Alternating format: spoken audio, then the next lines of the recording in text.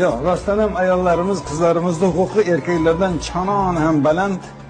Qur'oni Karimda alohida sura ham bor. Surada aytgan. Ayol zotiga tik qaramanglar degan.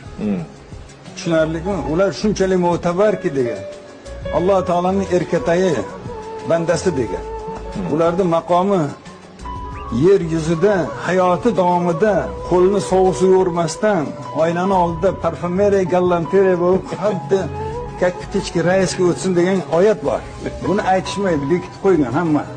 Bundan tashqari tibbiy ko'rikdan o'tgandan keyin degan oyat turibdi-da, tibbiy ko'rikdan o'tgandan keyin ayol xo'jayiniga kelib o'rtoq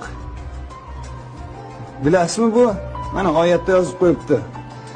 Ayoli tibbiy ko'rikdan o'tgan tasdiqlangan bo'lsa, homila belgisi bo'lsa, Yigitali minimal ish haqini 10 baravarini 30 oy davomida to'lasin degan oyat bor Qur'onda. 30 oy.